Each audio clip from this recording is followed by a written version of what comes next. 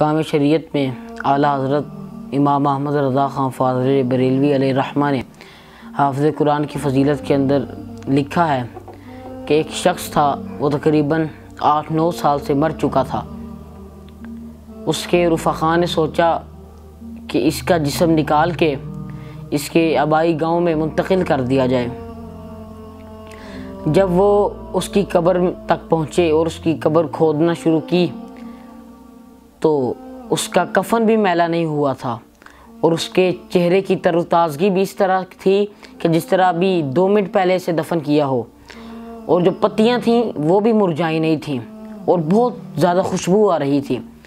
जो लोग थे वो बहुत हैरान हुए कि ये शख्स पता नहीं कितना खुशनसीब है कि जिसका कफन भी मैला नहीं हुआ, ये कितना नेक आदमी होगा।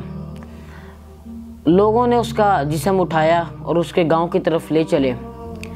रास्ते में ही जैसे जैसे कब्रिस्तान से दूर होते गए और अपनी मंजिल की तरफ पहुंचते गए, उसके जिस्म से बदबू आना शुरू हो गई, उसके चेहरे की तरोताज़गी भी ख़त्म हो गई, उसका कफन भी मैला होना शुरू हो गया। लोग बहुत परेशान हुए कि ये क्या हो गया।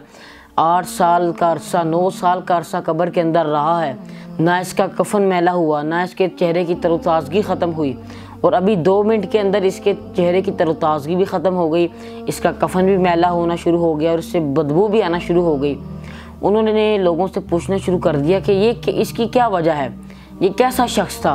उसके जब घर वाले रुफ़क़ा तक पहुँचे तो उन्होंने कहा, ये बहुत बदबख्त आदमी था, इसने सारी ज़िंदगी शरीयत मुस्तफ़ा के ख़िलाफ़ गुजारी, हमेशा अल्लाह तबारक व तआला की नाफरमानी करता रहा। ये शख्स ज़ानी था, शराबी था, हमेशा अल्लाह तबारक व तआला की नाफरमानी करता था।